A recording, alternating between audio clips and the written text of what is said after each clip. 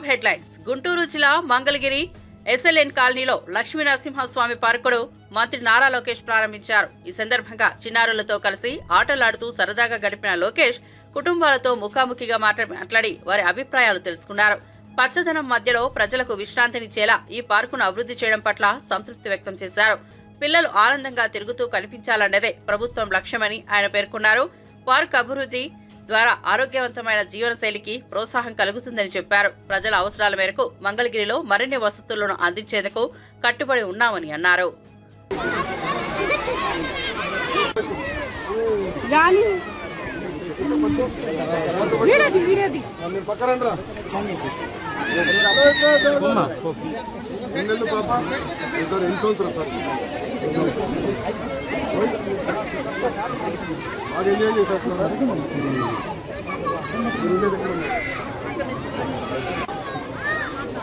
నువ్వే కాదు అందరూ పట్టుకురా, ఇంట్లో వాళ్ళందరూ నడవాలి. ఇంట్లో వాళ్ళందరూ sugar factory, oil factory, salt factory అయిపోతున్నారు. అంతే కదా, బాబు గారు కూడా చెప్తున్నారు అందరూ నడవాలి.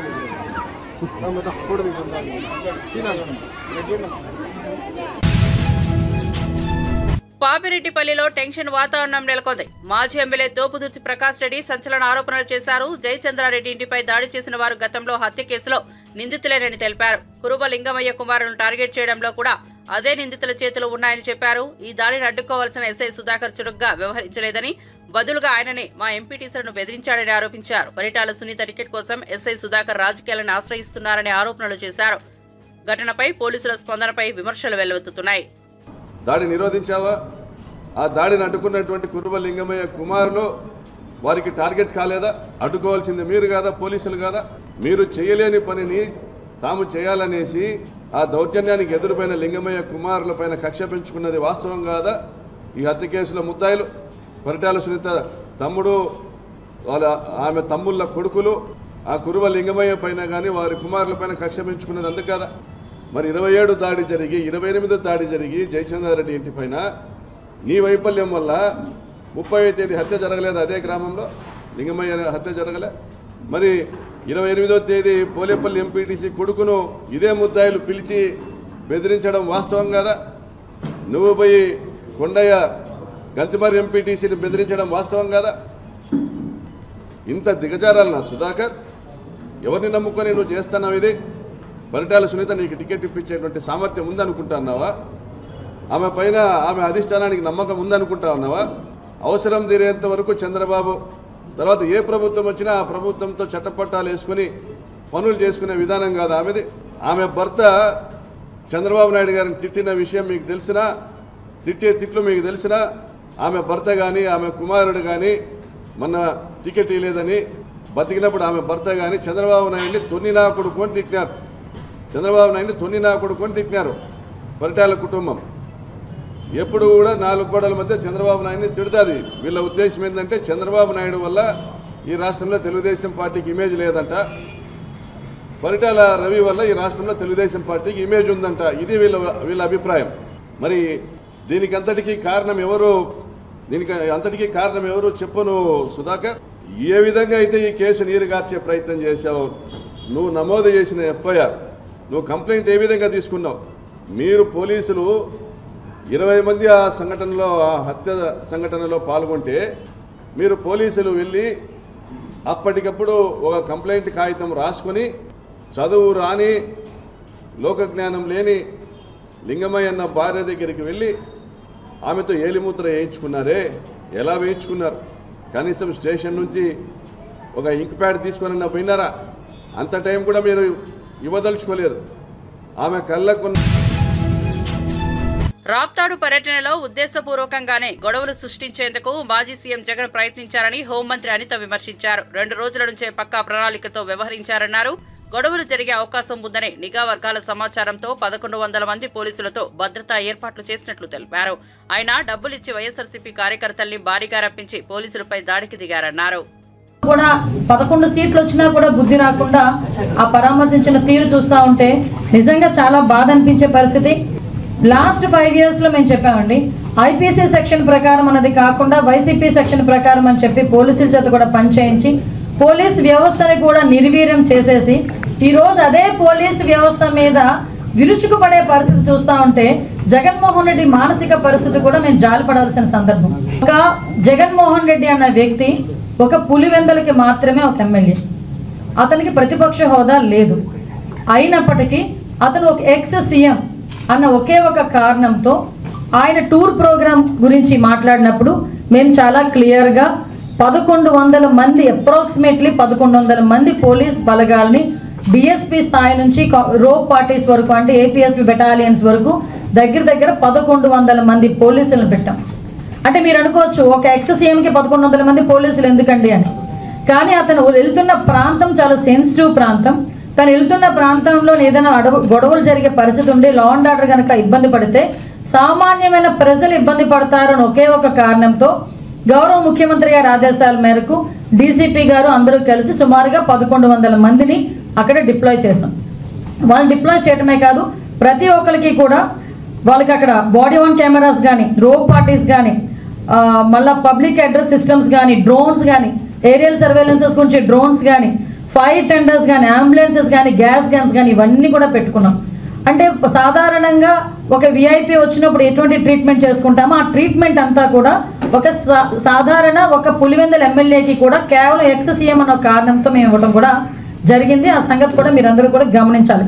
అదేవిధంగా సుమారుగా 7/4/2025 అంటే నిన్న ఇన్సిడెంట్ కన్నా మొన్న ఎస్పీ గారు చాలా క్లియర్గా కూర్చొని ఒక మీడియా ద్వారా వాళ్ళని పర్సనల్గా కూడా వైసీపీ నాయకుల్ని పిలిపించి ప్రాబ్లం ఎదురయ్యేటట్టుంది, ఎక్కువ మందిని మీరు మొబిలైజ్ చేయడం, వాట్సాప్స్లో కూడా ఇంతమంది రండి అంతమంది రండి, పోలీసులు కనుక మిమ్మల్ని అడ్డుకుంటే నడుచుకొని రండి లేకపోతే పరిగెత్తుకుంటూ రండి అని చెప్పి వాట్సాప్లో కూడా మెసేజ్లు చాలా మంది వైసీపీ నాయకులు రెచ్చగొట్టే ధోరణిలో అవన్నీ పెట్టారు. వాటి నేపథ్యంలో ఎస్పీ గారు కూడా అది చాలా నేరో రోడ్, పక్కన ఒక చెరువు ఉంది, ఒక పక్క చూస్తే కొన్ని 2-3 విలేజ్లు చాలా సెన్సిటివ్ విలేజెస్ ఉన్నాయి కాబట్టి అక్కడ మీరు వచ్చేటప్పుడు కూడా ఎక్కువ మందిని మొబిలైజ్ చేయడం కానీ, అదేవిధంగా కొంచెం అక్కడ లా అండ్ ఆర్డర్ సిచ్యువేషన్ని కొంచెం కంట్రోల్ చేయడం కానీ. సంగారెడ్డి జిల్లాలోని రుద్రారంలో గల గణేష్ గడ్డ ఆలయంలో మాజీ మంత్రి హరీష్ రావు పూజలు నిర్వహించారు. పటాన్చెరు బీఆర్ఎస్ నేత ఆదర్శ్ రెడ్డి పాదయాత్రకు మద్దతుగా పూజలో పాల్గొన్నారు. ఈ సందర్భంగా ఆయన మాట్లాడుతూ రాష్ట్రమంతా కేసీఆర్ వైపు చూస్తోంది, ఏడాది కాంగ్రెస్ పాలనలో పాలేవో నీళ్లేవో ప్రజలకు తెలిసిపోయిందని మండిపడ్డారు. ఆనాడు ఎల్ఆర్ఎస్ ఫ్రీ అని చెప్పి ఇప్పుడు ముక్కుపిండి వసూలు చేస్తున్నారని పేర్కొన్నారు. రేవంత్ రెడ్డి మాటలకు ఎక్కువ చేతలకు తక్కువ అని ఫైర్ అయ్యారు. ఇక రైతు బంధు రుణమాఫీ విషయంలో రేవంత్ రెడ్డి చెప్పేవి అనే అబద్దాలే. అసెంబ్లీలో సీఎం డిప్యూటీ సీఎం బట్టీలకు రుణమాఫీపై సవాల్ విసిరితే ఉలుకులేదు పలుకులేదని హరీష్ రావు అన్నారు. కేసీఆర్ ఉన్న 10 ఏళ్లలో దేశం కంటే ఎప్పుడు ఎక్కువనే ఉన్నది తప్ప ఎన్నడూ కూడా తక్కువ లేము. రేవంత్ వచ్చినాక దేశం సగటులో మనం సగానికి సగం పడిపోయినామంటే ఈయన పరిపాలన వైఫల్యం వల్ల తగ్గింది. జిఎస్టీ తగ్గింది, స్టాంప్స్ అండ్ రిజిస్ట్రేషన్ తగ్గింది, ఆర్టీఏ ఆదాయం తగ్గింది. అంటే ఏది చూసినా తగ్గుముఖం పట్టింది, తిరోగమనం పట్టింది. కేసీఆర్ తెలంగాణ నిలబెట్టిండు, రేవంత్ రెడ్డి వచ్చిన ఏడాది అర్థంలో తెలంగాణను పడగొట్టిండు. ఇది కుల్లం కుల్లా ప్రజలకు అర్థమైతా ఉంది. కేసీఆర్ చెట్లు పెడితే రేవంత్ రెడ్డి చెట్లు నరుకుతుండు, పెట్టుడు కేసీఆర్ వంత అయింది, నరకుడు రేవంత్ రెడ్డి వంత అవుతుంది. కనబట్టలేదా? మన అగ్రికల్చర్ యూనివర్సిటీలో 100 ఎకరాల భూమి తీసుకున్నాడు, అక్కడ చెట్లన్నీ నరికేసిండు అగ్రికల్చర్ యూనివర్సిటీలో. నిన్న మొన్న మీరు చూసిండ్రు హెచ్సియుల 400 ఎకరాల ఇవాళ హెచ్సియు భూముల్లో అడవులను నరికి మూగ జీవాల పాపం ఇవాళ మూట కట్టుకున్నాడు రేవంత్ రెడ్డి. హైడ్రా పేరిట పేదల బతుకులు కూల్చిండు, హెచ్సియులో అడవులు నరికి ఆ మూగ జీవాల బతుకులను కూడా కూల్చిండు రేవంత్ రెడ్డి. ఆ మూగ జీవాల ఉసురు తగులుతుంది ప్రభుత్వానికి. మనం టీవీలో పేపర్లో చూస్తున్నాం, జంగల్ కొడితే ఆ మూగ జీవాలు జింకలు వచ్చి ఇళ్ళ పడుతున్నాయి. కుక్కలు దాడి చేసి జింకల్ని 2-3 జింకల్ని కుక్కలు కొరికి చంపినాయి. ఇదంతా రేవంత్ రెడ్డి పాపం కాదా? ఏం పాపం చేసిందని ఆ మూగ జీవాలు ఉసురు పోసుకుంటున్నావు? హైడ్రా పెడితివి, పేదోళ్ళ ఇండ్లు కూల్చి వాళ్ళ ఉసురు పోసుకుంటువి. ఒక చిన్న పాప ఏడ్చింది, నా నాన్న కొనిచ్చినటువంటి వాటర్ క్యాన్ తెచ్చుకుంటా, నేను లోపలికి పోయి వాటర్ క్యాన్ తెచ్చుకుంటా అంటే కూడా ఆ చిన్న పాపను కూడా కనికరించకుండా పేదోళ్ళ ఇండ్లు కూల్చిండు రేవంత్ రెడ్డి. కేసీఆర్ది సాగు భాష అయితే రేవంత్ రెడ్డిది చావు భాష. కేసీఆర్ ఎప్పుడు మాట్లాడినా మిషన్ కాకతీయ కింద చెరువులు బాగు చేయమన్నాడు, వాగుల మీద చెక్ డ్యాములు కట్టమన్నాడు, ప్రాజెక్టులు కట్టమన్నాడు, రైతులకు నీళ్లు ఇవ్వమన్నాడు, రైతులకు నీటి తీరువా రద్దు చేసిన భాష కేసీఆర్ది. రేవంత్ రెడ్డి మాట్లాడితే ఏమవుతాడు? ఏది పేగులు వీక్తా మెడలేసుకుంటా, నేను సొరగొడతాలు, తొక్కుతా, సంపుతా, సీరుతా, బట్టలు ఉడదీక్తా గిద్దప్ప సాగు భాష తప్ప ఒక్క మంచి భాష మాట్లాడిండా ముఖ్యమంత్రి? కేసీఆర్ది సాగు భాష, రేవంత్ రెడ్డిది చావు భాష. ఇంతకు మించి నువ్వు చేసింది ఏమున్నది రేవంత్ రెడ్డి అని అడుగుతా ఉన్నా. తెలంగాణ భవన్ లో మాజీ మంత్రి జగదీష్ రెడ్డి మీడియాతో మాట్లాడుతూ గత 10 ఏళ్ల కేసీఆర్ పాలనలో కృష్ణా గోదావరి జలాల్లో మనకున్న వాటాను పూర్తిగా వినియోగించుకున్నారని తెలిపారు. కానీ ఇప్పుడు తెలంగాణ నీళ్లను దొంగిలించుకొని పోతున్నారని ఆరోపించారు. చంద్రబాబు ఏపీ సీఎం అయ్యాక ఆ ధోరణి మరింత పెరిగింది. ఈ కాంగ్రెస్ ప్రభుత్వానికి నీళ్లపై పట్టింపు లేదు అని పేర్కొన్నారు. నాగార్జున సాగర్ లో ములుగు సిఆర్పీఎఫ్ బెటాలియన్ పోయి విశాఖ సిఆర్పీఎఫ్ బెటాలియన్ వచ్చిందన్నారు. ఇప్పుడు సాగర్ పూర్తిగా చంద్రబాబు చేతిలోకి వెళ్లిపోయిందన్నారు. కేసీఆర్ సీఎంగా ఉన్నన్ని రోజులు సిఆర్పీఎఫ్ బలగాలను సాగర్ కు రానివ్వలేదని బీఆర్ఎస్ నేత జగదీష్ రెడ్డి చెప్పుకొచ్చారు. ఇన్ని రోజులు అక్కడ ఉంటే ఎందుకు వాటిని నిన్న ఎలగొట్టి ఆంధ్రప్రదేశ్లో ఉన్న విశాఖ బెటాలియన్ తీసుకొచ్చి పెట్టిండ్రు? నాగార్జున సాగర్ను పూర్తిగా Andhra Pradesh corps take over Nagarjuna Sagar Telangana officials tense. Andhra Pradesh corps take over Nagarjuna Sagar Telangana officials tense. ఇది నిన్న జరిగింది. అంటే నాగార్జున సాగర్ను పూర్తిగా ఆక్రమించుకునే పని చంద్రబాబు నాయుడు గారు విజయవంతంగా పూర్తి చేసిండ్రు. ఇది నిన్న జరిగిన పని. తెలంగాణ ఉన్న రోజులు అడుగు కూడా పెట్టనీయలే వాళ్ళని మనం కేసీఆర్ గారు. అప్పుడు కూడా ఒకసారి ప్రయత్నం చేసిండు చంద్రబాబు నాయుడు, వాళ్ళ ఫోర్సెస్ని పంపించే ప్రయత్నం చేసిండు. తన్ని తరిమేసిండ్రు. మన పోలీసు పూర్తిగా నాగార్జున సాగర్ను మన కంట్రోల్లో పెట్టిండ్రు. నాగార్జున సాగర్ రైతాంగం ఎప్పుడు ఏ క్షణం ఎప్పుడు నీళ్ళు అడిగినా ఇచ్చినాం. ఒక్క పంట నష్టపోలేకుండా వరుసగా 17 పంటలకు నీళ్ళు ఇచ్చినాం.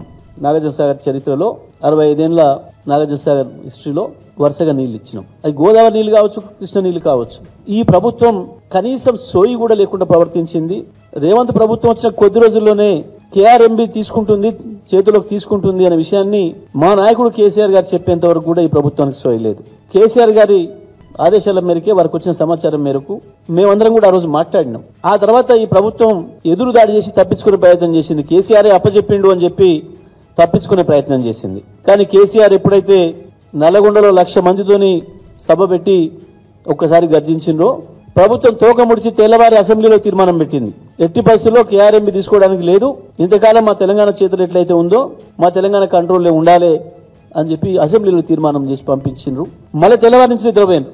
అవతల ఏం జరుగుతుంది, ఏం కుట్రలు జరుగుతున్నాయనే సోయలేదు ఈ ప్రభుత్వానికి. చంద్రబాబు నాయుడు గారు ఇవాళ పరోక్షంగా కంట్రోల్ తీసుకున్నాడు. ఆంధ్రప్రదేశ్ సిఆర్పీఎఫ్ చేతుల్లోకి వాళ్ళు తీసుకున్నారు. ఇంకో 4 రోజుల్లో ఆంధ్రప్రదేశ్ పోలీస్ చేతులకి పోతుంది నాగార్జున సాగర్. ఇప్పటికే ఈ సంవత్సరం ఉన్న నీళ్ళను మొత్తం తీసుకుపోయిండ్రు. వాళ్ళ వాటా మొత్తం దినంగా తాగంగా తెలంగాణ వాటాలో ఉండే నీళ్లు తెలంగాణ యాసంగి కావచ్చు, ఎండాకాలం మంచినీళ్ళ కొరకు కావచ్చు, హైదరాబాద్ మంచినీళ్లు, రంగారెడ్డి, మహబూబ్ నగర్, నల్గొండ, ఖమ్మం జిల్లాల మంచినీళ్ళ కొరకు పెట్టుకున్న నీళ్లను దొంగతనంగా దోసుకుపోయిండు. ఒక్క మాట మాట్లాడలే ముఖ్యమంత్రి గాని, నీటిపారుదల శాఖ మంత్రి గాని, ఇతర మంత్రులు గాని, నల్గొండ జిల్లా, మహబూబ్ నగర్ జిల్లా, ఖమ్మం జిల్లాల మంత్రులు గాని ఒక్క మాట మాట్లాడలేదు. ఎందుకో చంద్రబాబును చూసి వణుకుతున్నారు. చాలా ఆశ్చర్యంగా ఉంది. వాళ్ళ పార్టీ అధిష్టానాల కంటే ఎక్కువ చంద్రబాబుతో మంచిగా ఉండాలన్న ప్రయత్నం ఈ రాష్ట్ర ముఖ్యమంత్రి, మంత్రులు చేస్తున్నారు. కలియుగ ప్రత్యక్ష దైవమైన తిరుమల శ్రీ వెంకటేశ్వర స్వామిని ఏపీ ఎక్సైజ్ శాఖ మంత్రి కొల్లు రవీంద్ర భక్తి శ్రద్ధలతో దర్శించుకున్నారు. స్వామివారి దర్శనానంతరం ఆయనకు టీటీడీ అధికారులు శేష వస్త్రాలు, తీర్థ ప్రసాదాలు అందజేసి సత్కరించారు. ఈ సందర్భంగా మంత్రి స్వామివారి పాదసేవలో పాల్గొని పూజా కార్యక్రమాలు నిర్వహించారు. తిరుమల శ్రీవారి దర్శనం ప్రతి ఒక్కరికి ఆధ్యాత్మిక ఉల్లాసాన్ని అందిస్తుందంటూ మంత్రి పేర్కొన్నారు. తిరుమలలోని వాతావరణం ఎంతో శాంతిదాయకంగా ఉందని చెప్పారు. ప్రజా సంక్షేమం కోసం స్వామివారి ఆశీస్సులు తప్పనిసరి అంటూ రాష్ట్ర ప్రజలు కోరికలు తీర్చాలని భగవంతుని ప్రార్థించినట్లు వెల్లడించారు.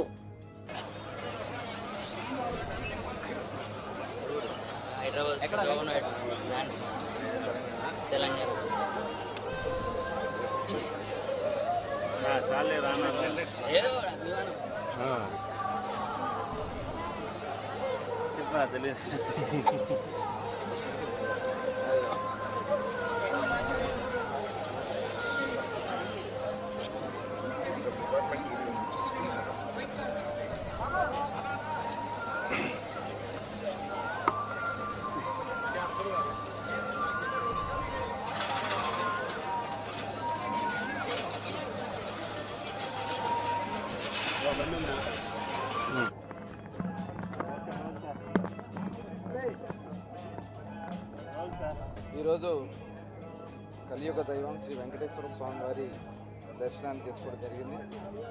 చాలా అద్భుతమైనటువంటి దర్శనం. ఈ యొక్క స్వామివారి యొక్క ఆశీర్వాదాలు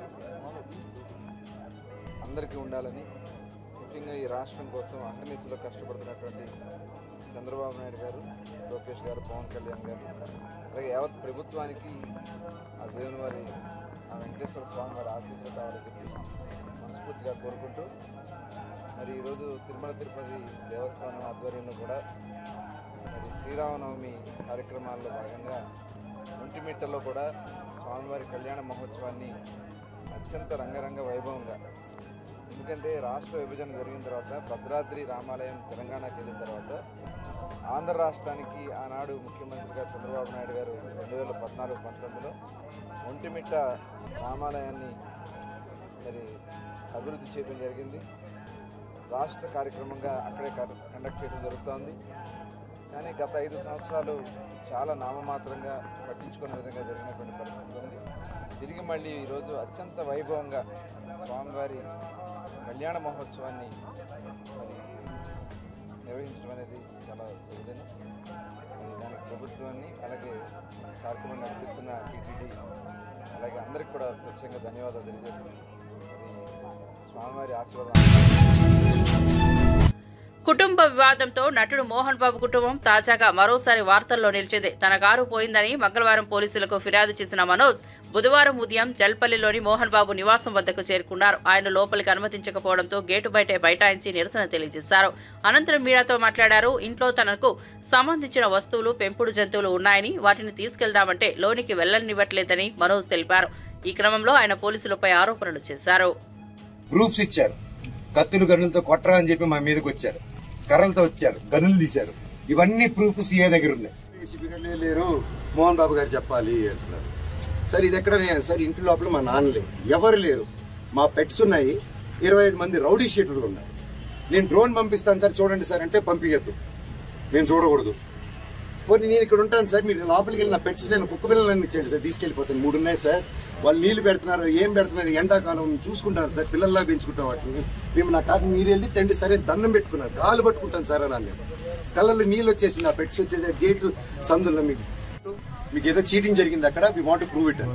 నేను ఆ ఆర్గ్యుమెంట్ జరిగింది, వి ప్రూవ్డ్ ఇట్ రైట్. కోర్టులో అక్కడ ఎవరో వీళ్ళు తప్పుదారి పెట్టి కోర్టుకి చెప్పారు, జడ్జి గారు చెప్పి కోర్టుని చీట్ చేస్తారని తిట్టి అవతల వాళ్ళని కూడా ఈయన మీద వేసిన ఆర్డర్ నేను వెకేట్ చేస్తానని తీసేశారు. సో ఒరిజినల్ హైకోర్టు ఆర్డర్లో ఇప్పుడు నేను ఇక్కడికి వచ్చాను. మా ఇంట్లో ఎవరు లేరు, మొత్తం anti social elements, rowdy sheeters, police లాఠీలు పెట్టుకోలే. ఈ అమ్మ ఫోటోలు తీసింది, ఈ అమ్మాయిని ఆపేస్తే మీరు ఎవరు రాలేదు, అమ్మ నా బెండెక్కమ్మ అని చెప్పి ఎక్కించుకొని తీసుకెళ్ళాను. ఈ తల్లిని తీసుకెళ్లిన తర్వాత తల్లి వీడియోలు తీస్తుంది. సిఐ వచ్చారు, సిఐ వచ్చేసి పాప మీద పట్టుకొని తోయడం, చెక్ పోలీసు అంతా నేను అడ్డుపడిపోయాను. నా ముందు చేయకండి సార్, నా ముందు చేయకండి అని చెప్పేసి అడ్డుపడిపోయి పెళ్ళు ఇంకో టీవీ ఆయన వచ్చి లాగేశారు. అండ్ మోహన్ బాబు గారు ఇంటి దగ్గరికి వస్తే ప్రెస్ నేను కొడతారు, పోలీసులైనా వచ్చి ప్రెస్ని కొట్టేస్తారు. నాకు అర్థం కాలేదు. ఐఎమ్ రియలీ సారీ, నా కోసం వచ్చి నా వల్ల మీకు అదైనందుకు ఐఎమ్ రియలీ సారీ తల్లి. ఒక అన్నగా నేను ఎప్పుడు ఉంటాను, ఐఎమ్ సారీ. బట్ మీరు అంత గట్టిగా పోరాడారు, నిలబడారు, థ్యాంక్ యూ సార్. తప్పు లేనప్పుడు మిమ్మల్ని ఎందుకు సార్ ఆపుతున్నారు అక్కడ రాకుండా? నేను రమ్మంటున్నాను ప్రెస్ని, నేను ఎక్కడికైనా వచ్చి మాట్లాడుతుంటున్నాను, ఎందుకు ప్రెస్ని రానిది? నేను ఒకటే అడిగాను సార్, హైకోర్టు ఆర్డర్ ఇదిగోండి, మీకు కూడా షేర్ చేశాను సార్, మీకు వచ్చేసి ఉంటుంది ఈ పాటికి. హైకోర్టు ఆర్డర్ ఇచ్చారు, లోవర్ కోర్టుకి చీటింగ్ చేశారు, కమిషనర్ గారు బాండ్, ఇవి 3 ఉన్నాయి, ఇవి చల్లవంటారు. పోనీ రాసి ఉందంటే మీరు రాయకూడదు అంటారు, పోనీ ప్రెస్కి చెప్పమంటే మీరు చెప్పమంటారు. సరే ఏ అధికారంతో నా ఇంట్లో మీ ఇంటికి వెళ్ళేదని మీకు ఆర్డర్ కావాలంటాడు, మీరు ఇంటికి వెళ్ళేదని మీరు ఆర్డర్ తీసుకుంటున్నారు సార్ అని. లేదు మీ నాన్న చెప్పాలి మాకు అన్నారు. వైసీపీ మాజీ మంత్రి కారుమూరి నాగేశ్వరరావు చేసిన వివాదాస్పద వ్యాఖ్యలపై జనసేన ఎమ్మెల్యే ప్రభుత్వ విప్ బొమ్మిడి నాయక్ మాస్ వార్నింగ్ ఇచ్చారు. కార్యకర్తల జోలికి వస్తే తాట తీస్తా అంటూ ఘాటు వ్యాఖ్యలు చేశారు. రాజకీయ విభేదాల పేరుతో నరికి పారేస్తామంటూ వ్యాఖ్యలు చేయడం అనాగరికమైన చర్య అని మండిపడ్డారు. ప్రజాస్వామ్యంలో ప్రతిపక్షాలను గౌరవించాల్సిన బాధ్యత ఉండాలని హితవు పలికారు. రాజకీయాల్లో సంస్కారం లేకపోతే ప్రజలే గుణపాఠం చెబుతారని హెచ్చరించారు. ఈ వ్యాఖ్యలతో రాజకీయ వాతావరణం మరింత వేడెక్కింది. మంత్రి చేసిన కారుమూరి నాగేశ్వరరావు ఆయన పార్టీ మీటింగ్ లో మాట్లాడుతున్నాడు. ఆయన తెలుగుదేశం పార్టీ నాయకులు కానీ ఎవరిని ఉంటే గనక గుంటూరు యువతల నుంచి వచ్చి ఆయన బయటకు లాగి కొడతాడంట. అదే మరి గుంటూరు దాటితే అంట ప్రాణాలు తీసేస్తారంట. ఏమో ఇది న్యాయమే చెప్పండి? మన ప్రజాస్వామ్యంలో మనం ఉన్నాం కదా, అంటే చంపుకునే పరిస్థితి. అంటే గత 5 సంవత్సరాలు చేశారు, ఆ నాయకుడు సహకరించారు వాళ్ళకి. అరే కారుమూరు నాగేశ్వరరావు, నా కొడగా చెప్తున్నా నీకు, మా నాయకుల జోలికి ఏమన్నా వస్తే తాట తీసేస్తాను. ఈ సందర్భంగా నేను తెలియజేస్తున్నా. నేను సహించాం. మేము ప్రజల కోసం, ప్రజల సమస్యల కోసం మేము నిలబడ్డాం. మేము నా కొడగదారు మీరు మాట్లాడే తీరుకి గుణపాఠం జరుగుతుంది. మరేదో చెప్తున్నా, మీరు మాట్లాడే తీరు మార్చుకోండి. మార్చుకోకపోతే ఏ రకమైన గుణపాఠం జరుగుతుంది మీ అందరికీ తెలుస్తుంది. మీరు ఒళ్ళు దగ్గర పెట్టి మాట్లాడాలని చెప్తున్నా. చాలా గౌరవిస్తున్నాం. ప్రజల కోసం పనిచేస్తున్నాం. మేము ప్రజల సమస్యల కోసం పనిచేస్తున్నాం. మేము మీరు ఇష్టం వచ్చినట్టు మాట్లాడితే, మా నాయకుల కోసం మాట్లాడితే గతంలో సహించాం, ఎక్కడా కూడా లేదని చెప్పి ఈ సందర్భంగా తెలియజేస్తున్నా. నేను ఎక్కడైనా కానీ నోటు దారారా అక్కడే నీ నియోజకవర్గంలో ప్రజలందరూ కూడా బట్టలు తీసి నేను కొట్టే విధంగా ఉంటుందని చెప్పి ఈ సందర్భంగా నేను తెలియజేస్తున్నా. అంటే నేను మాట్లాడదలుచుకోలేదు. నేను మాట్లాడే అవకాశం మీరు కల్పిస్తున్నారు. మీరు ప్రజల కోసం, అభివృద్ధి కోసం, రాష్ట్రం కోసం, రాష్ట్ర భవిష్యత్తు కోసం మేము ఈ ఎన్డీఏ కూటమి పనిచేస్తుంది. మీరు ఎవరు మాట్లాడినా సరే, అంబటి రాంబాబు గాని, నువ్వు గాని, ఎవరైనా సరే ఒళ్ళు దగ్గర పెట్టుకుని మాట్లాడవలసిందిగా నేను ఈ సందర్భంగా సభాముఖంగా మీ అందరికీ తెలియజేస్తున్నానని చెప్పి. హెచ్సియు భూ ఉద్యమంపై బీఆర్ఎస్ యువజన నాయకుడు కొలతం దిలీప్ సూటిగా ప్రభుత్వాన్ని నిలదీశారు. 100 కేసులు పెట్టినా తాము వెనక్కు తగ్గబోమని ప్రజల పక్షాన ప్రశ్నిస్తూనే ఉంటామని స్పష్టం చేశారు. కంచె గచ్చిబౌలిలో అడవులు, నెమళ్లు, జింకలు ఉన్నది వాస్తవమేనని, సెలవుల్లో బుల్డోజర్లను పంపడము నిజమేనని, హెచ్సియు విద్యార్థుల పోరాటం వాస్తవమని గుర్తు చేశారు. తాము ఫోటోలు పెట్టడం వల్లే ఉద్యమం మొదలైందని అబద్దమని, వాస్తవాలు స్పష్టంగా ఉండగానే తమపై అక్రమ కేసులు పెట్టడాన్ని తీవ్రంగా ఖండించారు. సుప్రీంకోర్టు చురకలేసినా రేవంత్ ప్రభుత్వం మారడం లేదంటూ ఆయన ఆవేదన వ్యక్తం చేశారు. ఒకటేం మేము చెప్పదలుచుకున్నామంటే, మేము నిజం వైపున ఉన్నాం. నిజం వైపున ఉన్నాం కాబట్టి మేము ధైర్యంగా ఉన్నాం. వీళ్ళు ఒక కేసు కాదు 100 కేసులు పెట్టినా కానీ మేము వెనక్కి పోయేది లేదు, బెదిరేది లేదు. ఈ ప్రభుత్వాన్ని ప్రశ్నిస్తూనే ఉంటాం. ఒక్కటి స్పష్టంగా అడగదలుచుకునే వాళ్ళు ఏంటంటే, ఈ ప్రభుత్వం అబద్దమని దేన్ని అంటున్నది? కంచెగచ్చిబౌలి అడవి ఉన్నది అబద్దమని అంటున్నదా? కంచెగచ్చిబౌలి అడవిలో నెమళ్ళు, లేళ్లు, ఇతర జంతువులు ఉన్నది అబద్దమని అంటున్నారా? దాని మీదకి 3 రోజులు సెలవులు ఉన్నప్పుడు బుల్డోజర్లు పంపిన విషయం అబద్దమా? ఆ బుల్డోజర్లకు విద్యార్థులు, హెచ్సియు విద్యార్థులు అడ్డం నిలబడ్డమాట వాస్తవమా అబద్దమా? వాళ్ళ మీద లాఠీచార్జ్ చేసి వాళ్ళని అరెస్ట్ చేసి ఆ అడవిని ధ్వంసం చేసిన మాట వాస్తవమా అబద్దమా? ఇన్ని వాస్తవాలు కళ్ళ ముంగట ఉంటే ఇప్పటికి కూడా ఇంకా మాలాంటి వాళ్ళ మీద అక్రమ కేసులు పెట్టి మేమేదో ఇమేజ్లు పెట్టడం వల్ల ఈ ఉద్యమం చెలరేగిందని అనడం అన్నిటికన్నా పెద్ద అబద్ధం. ఇంకో విషయం కూడా చెప్పదలుచుకున్నాం ఏంటంటే, దేశంలో అత్యున్నత సుప్రీంకోర్టు ఈ ప్రభుత్వానికి తలంటినా కానీ ఇంకా బుద్ధి రావడం లేదు. వాళ్ళు చాలా స్పష్టంగా హైకోర్టు రిజిస్ట్రార్ని పంపించి ఇక్కడ అడవి ధ్వంసమైందనే నివేదిక తెప్పించుకొని ఈ ప్రభుత్వానికి చాలా గట్టిగా మందలించినారు. అయినా కూడా ఇంకా ఈ పిచ్చి కేసులు పెట్టి ఏదో ప్రజల దృష్టి మరల్చాలని ట్రై చేస్తున్నది ఈ రేవంత్ రెడ్డి ప్రభుత్వం. మేము ఒకటే చెప్పదలుచుకున్నాం, సుప్రీంకోర్టులో న్యాయం గెలుస్తుందన్న నమ్మకం మాకుంది. ఇక్కడ లోకల్ కోర్టులో మా మీద పెట్టిన కేసుల మీద మేము తప్పనిసరిగా న్యాయ వ్యవస్థను ఆశ్రయిస్తాం. అక్కడ మాకు రిలీఫ్ వస్తుందన్న నమ్మకం ఉంది. ఇవాళ 10 గంటల్లో 11 గంటల్లో మమ్మల్ని ఇక్కడ కూర్చోబెట్టినంత మాత్రాన మేము వెనక్కి తగ్గేది లేదు. ఈ పోరాటం లాజికల్ కంక్లూజన్ పోయేంత వరకు మేము కొట్లాడుతూనే ఉంటాం. మా మీద మిస్ఇన్ఫర్మేషన్ చేసిరని ఏదైతే అంటున్నారో ఈ కాంగ్రెస్ ప్రభుత్వం 2023 ఎన్నికల్లో ఇచ్చిన 420 హామీలతో ఏదైతే వాళ్ళు వచ్చినారో అధికారంలోకి, ఈ రాష్ట్రంలో జరిగిన అతిపెద్ద మిస్ఇన్ఫర్మేషన్ క్యాంపెయిన్ కాంగ్రెస్ పార్టీ ఇచ్చిన 420 ఫేక్ ప్రామిసెస్ క్యాంపెయిన్.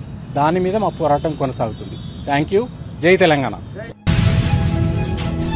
కార్పొరేట్ కంపెనీలకు 16.5 లక్షల కోట్ల రుణాలు మాఫీ చేసిన బీజేపీ ప్రభుత్వం సామాన్య మహిళల కోసం మాత్రం ₹1 కూడా ఇవ్వలేదని ఎమ్మెల్సీ కల్వకుంట్ల కవిత ఆగ్రహం వ్యక్తం చేశారు. గ్యాస్ ధరను ₹50 పెంచి మోడీ సర్కారు మహిళలపై గుదిబండ మోపిందని విమర్శించారు. అంతర్జాతీయంగా గ్యాస్ ధరలు తగ్గుతుండగా భారత్ లో మాత్రం పెంచడంపై ఆమె తీవ్ర ఆవేదన వ్యక్తం చేశారు. మహిళలకు భరోసా ఇవ్వాల్సిన ప్రభుత్వం భారం మోపుతోందని ఆమె అన్నారు. కేంద్ర పాలన సామాన్యులపై తీవ్రమైన ఆర్థిక భారం మోపుతోందని విమర్శించారు. బీజేపీ విధానాలు ధనవంతులకు అనుకూలంగా, పేదలకు అన్యాయంగా మారాయని ఎమ్మెల్సీ కవిత అభిప్రాయపడ్డారు. మహిళల విషయంలో ఇంతవరకు రూపాయలే ఇచ్చిరా? అదే అక్కడ పెద్ద పెద్ద వ్యాపారవేత్తలు బ్యాంకులను మొత్తం లూటి చేసి లోన్లు ఎగబెడితే 16.5 లక్షల కోట్ల రుణము మాఫీ చేసి వాళ్ళు ఎక్కువ మంది కూడా లేరు, 15-20 మంది ఉన్నారు అంతే. అదానీలు అంబానీలు ఆ స్థాయిలో ఉన్నోళ్ళు ఒక 15 నుంచి 150 మంది వరకు ఉన్నారు. వాళ్లకు మాఫీ చేసిన రుణము 16.5 లక్షల కోట్లు. మనం ఇవాళ నేను మీ అందరి సమ్మతితోనే నేనేం అడుగుదాం అనుకుంటున్నా అంటే కేంద్ర ప్రభుత్వాన్ని 5 లక్షల రూపాయలు రాష్ట్ర ప్రభుత్వం వడ్డీ లేని రుణం ఇస్తుంది కదా, మిగతా 15 లక్షలకు కేంద్ర ప్రభుత్వాన్ని ఇవ్వమందాం. వాజిబే కదా నేను అడిగేది, వాజిబే. ఇప్పుడు ఎక్కువ కూడా కాదు, అది 1500 కోట్లేమో అవుతుంది మొత్తం సంవత్సరానికి. అది కేంద్ర ప్రభుత్వం ఇవ్వచ్చు కదా. నిజంగా ఆడబిడ్డల మీద ప్రేమ ఉంటే, నిజంగా ఏదో చేయాలనుకుంటే ఎందుకు ఇవ్వద్దు కేంద్ర ప్రభుత్వం? ఏమి ఇచ్చింది మనకి ఇప్పటివరకు మహిళలకు కేంద్ర ప్రభుత్వం? డైరెక్ట్ ఏమని ఇచ్చిందా? మళ్ళీ నిన్న కూడా గ్యాస్ సిలిండర్ ధర 50 రూపాయలు పెంచేసారు. అవునా కదా? ఎందుకు పెంచుతారో అర్థమవుతలేదు. అక్కడనేమో ఇంటర్నేషనల్ మార్కెట్లో రేట్లు తగ్గుతున్నాయి, వీళ్ళేమో పెంచుతున్నారు. ఎందుకు పెంచుతున్నారు అంటే మా మోడీ ఇంత గొప్పోడు అంత గొప్పోడు అంటారు. ఎంత గొప్పోడైతే మాకేంది భయ్, ఇంటికి 50 రూపాయలు పెన్షన్ మాకు టెన్షన్ పెడుతురు కదా. నేననేది ఏంటంటే కేంద్ర ప్రభుత్వం డైరెక్ట్గా ఇంతవరకు ఆడబిడ్డలకి. తెలుగు స్క్రైబ్ ప్రచురించిన ఓ వార్తను షేర్ చేశారన్న కారణంతో దళితులను అరెస్ట్ చేయించిన కాంగ్రెస్ ఎమ్మెల్యే కడియం శ్రీహరి వ్యవహారం తీవ్ర దుమారం రేపుతోంది. ఆర్టికల్ను షేర్ చేసినందుకే పలువురు దళిత నాయకులను పోలీసులు అరెస్ట్ చేసి జనగామ సబ్ జైలుకు రిమాండ్కు తరలించారు. ఈ ఘటనపై తీవ్ర అసంతృప్తి వ్యక్తమవుతోంది. జైలులో ఉన్న దళితులను పరామర్శించేందుకు బీఆర్ఎస్ ఎమ్మెల్యే పల్లా రాజేశ్వరరెడ్డి స్వయంగా జనగామ సబ్ జైలుకు వెళ్లారు. ప్రజాస్వామ్యంలో ఓ వార్తను షేర్ చేసినందుకు అరెస్టులు చేయడమేంటని పల్లా ప్రశ్నించారు. ఈ దుర్మార్గాన్ని రాష్ట్ర ప్రజలు క్షమించారంటూ కాంగ్రెస్ ప్రభుత్వ తీరుపై తీవ్ర విమర్శలు చేశారు. ఇవాళ స్టేషన్ గన్పూర్లో కానీ జనగామలో కానీ అక్రమంగా యువకుల మీద, ముఖ్యంగా దళిత యువకుల మీదనే ఇవాళ కేసులు పెట్టడం అనేది శోచనీయం. నిజంగా కడియం శ్రీహరి లేకపోతే కాంగ్రెస్ నాయకులకు ఒక్కటే హెచ్చరిస్తున్నారు, నిజంగా మీకు నీతి నిజాయితీ ఉంటే, దమ్ము ధైర్యం ఉంటే నీవు సక్రమంగా మాట్లాడు. వాటికి మిగతా వాళ్ళు మాట్లాడేదాన్ని కూడా అదే విధంగా స్పోర్టివ్గా తీసుకో.